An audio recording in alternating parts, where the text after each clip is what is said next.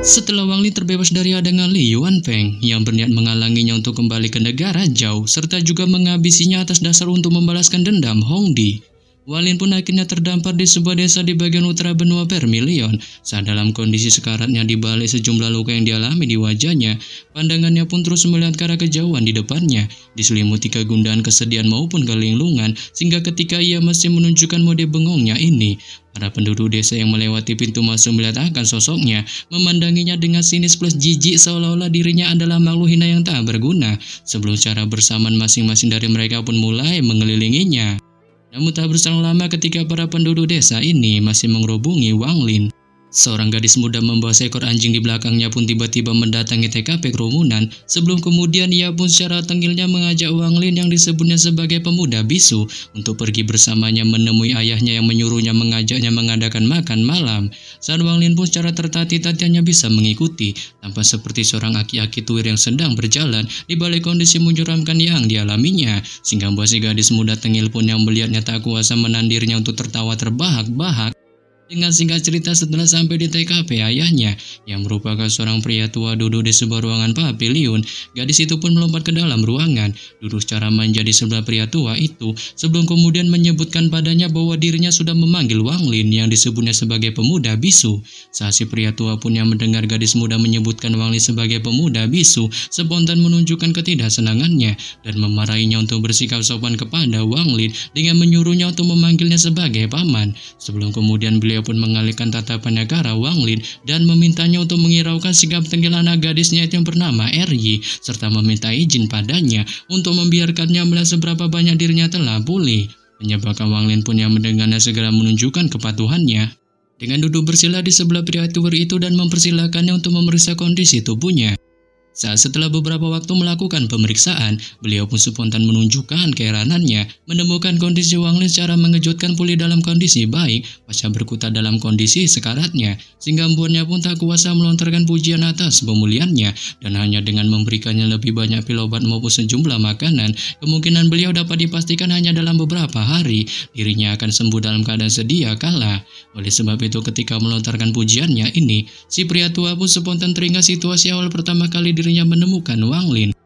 yang mana sebulan yang lalu ketika dirinya pergi ke hutan untuk mengumpulkan kayu, ia pun tanpa diduga bertemu dengan Wang Lin yang berada dalam kondisi sekarat diambang kematian, membuatnya pun yang tak sampai hati melihat kondisinya. Tanpa basa-basi memutuskan untuk membawanya kembali ke wilayah desanya bertujuan untuk menyembuhkannya, sehingga dengan demikian melihat kondisi Wang Lin yang kali ini dalam keadaan baik-baik saja, ia pun tak kuasa menunjukkan rasa takjubnya, mengingat dirinya merasa jika itu merupakan orang biasa, kemungkinan dapat dipastikan ia sudah lama akan mokat. Dengan ketika si pria tua itu memikirkan hal ini, sehingga gadis muda yang bernama Eryi sebelumnya pun mempersiapkan semua sajian makanan di atas meja bersama ibunya yang ditujukannya untuk makan malam mereka. Akan tetapi merasa ilfil melihat kondisi menyeramkan dan dekil dari Wang Lin, ia pun menunjukkan penolakan untuk makan malam bersamanya, sehingga membuat si pria tua pun lagi-lagi spontan memarahinya atas tindakan lancangnya.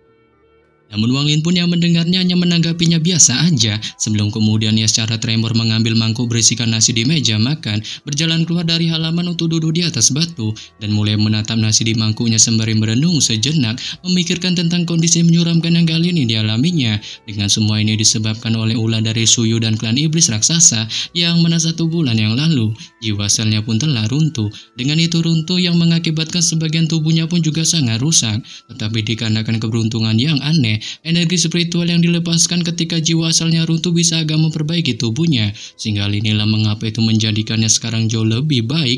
Terlebih lagi ia saat ini telah kehilangan sejumlah energi spiritualnya dan telah menjadi manusia panah tak berguna, yang bahkan mengalami kesulitan hanya untuk memegang sebuah mangkuk, serta juga pada saat ini, bahkan seorang manusia bisa menjatuhkannya ke tanah hanya dengan 1 pukulan. Apalagi hal yang tak terduga baginya adalah bahwa keruntuhan jiwa asalnya mempengaruhi tubuh aslinya, jatuh ke dalam tidur nyenyak dan tak bisa bangun, sehingga itulah merupakan situasi sangat buruk yang kali ini dialaminya. Namun demikian ia pun tak terlalu mengkhawatirkan akan hal itu, dikarenakan jika tubuh aslinya tidak tertidur, ia masih bisa meminta tubuh aslinya untuk datang menjemputnya, maka dia hanya perlu menemukan tempat yang dipenuhi dengan energi spiritual untuk mengolahnya. Oleh karena itu, ia pun memutuskan selama sebulan ini untuk sepenuhnya memulihkan kondisi tubuhnya, Sebab dirinya bertekad untuk membantu Limuan dalam menghadapi siklus reinkarnasi surganya lagi yang sekiranya akan berlangsung dalam waktu 9 tahun lagi.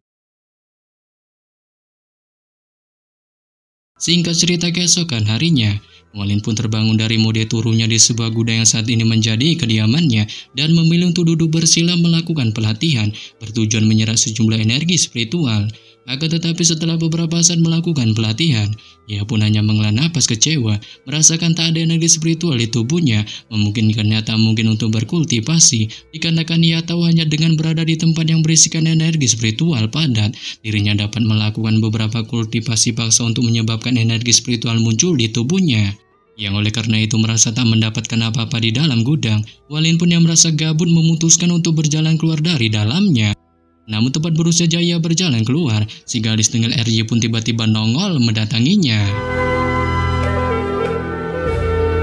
Setelah RY tiba-tiba nongol mendatangi Wang Lin, ia pun melontarkan perkataan juteknya yang menyuruhnya untuk bergegas meninggalkan wilayah desa, dikarenakan ia merasa desanya ini bukanlah penampung seorang tunawisma sepertinya. Akan tetapi ketika RY masih memaki Wang Lin, sosok ibunya pun tiba-tiba datang memarahinya dan menyuruhnya untuk menunjukkan kesopanannya pada Wang Lin dengan memanggilnya sebagai paman seperti yang diajarkan ayahnya. Saat RY pun yang mendengarnya secara tengilnya hanya mengabaikannya dan memutuskan untuk berjalan pergi menuju gerbang. Dengan setelah kepergian RY, si ibunya itu pun melontarkan permohonan maafnya pada Wang Lin atas ulah putri bagongnya itu dan menyuruhnya untuk tak memperdulikannya atau bahkan mengambil hati atas perkataannya, sebab kerajaannya mempersilakannya untuk tak ragu tinggal sesuka hatinya, yang bahkan selamanya sekalipun selagi ia merasa nyaman. Dengan ia bisa memutuskan untuk pergi begitu dirinya merasa kondisinya jauh lebih baik. Menyebabkan Wang Lin pun yang mendengarnya menunjukkan sikap mengertinya dan memutuskan untuk berjalan-jalan sejenak di wilayah kerajaan,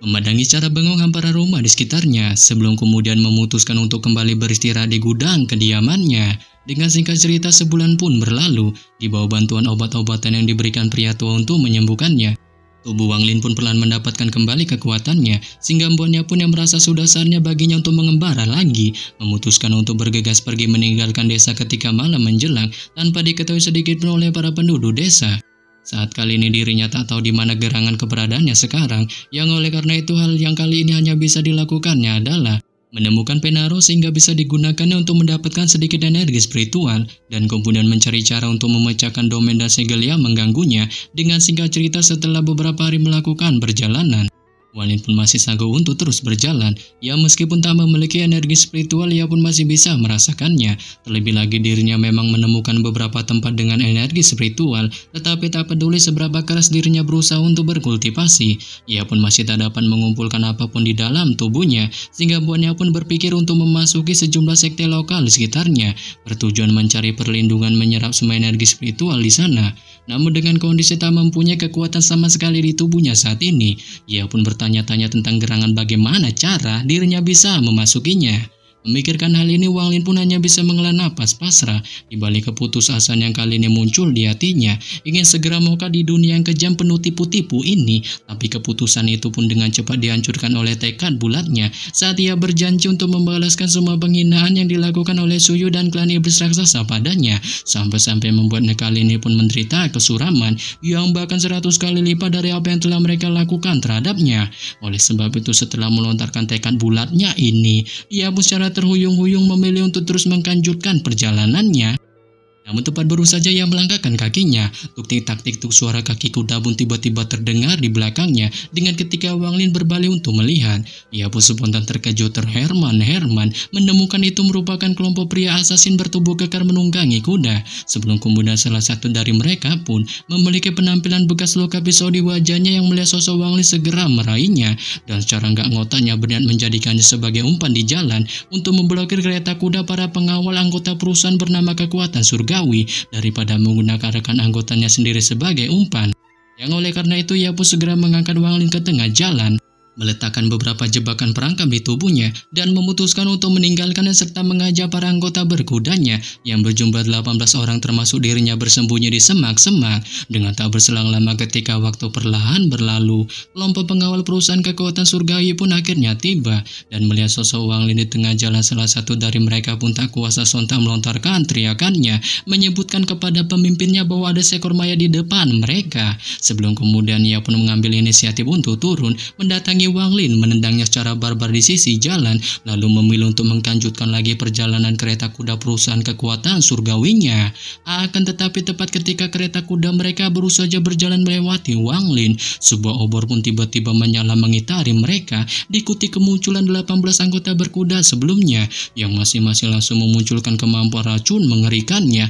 mengakibatkan kelompok pengawal perusahaan kekuatan surgawi itu pun pada akhirnya terbantai disertai teriakan keras yang dilontarkan mereka, menyebutkan 18 pria kekar berkuda itu merupakan kelompok yang dijuluki sebagai racun awan api. Oleh sebab itu, setelah membantai kelompok pengawal perusahaan kekuatan surgawi, kelompok racun awan api pun langsung menjarah semua barang yang mereka bawa dan juga membuat 3 orang wanita cantik yang tersisa di dalam rombongan maupun Wang Lin yang masih memiliki napas tersisa, sebelum kemudian memutuskan untuk melakukan perjalanan kembali ke base camp di wilayah mereka bernama Desa Racun Api. Singkat cerita, ketika sampai di sana, kelompok racun awan api itu pun langsung melemparkan Wang Lin ke penjara air di belakang desa, sehingga buat Wang Lin pun hanya bisa secara suram berkutan menggerakkan tubuhnya yang kali ini diselimuti rasa sakit yang luar binasa. Dengan kondisi sekujur tubuhnya diikat menggunakan tali dan setengah tubuhnya direndam dalam penjara air yang sangat dingin, menyebabkannya pun kali ini hanya bisa melontarkan rintihan teriakan kesakitannya sembari merenung memikirkan tentang bagaimana cara dirinya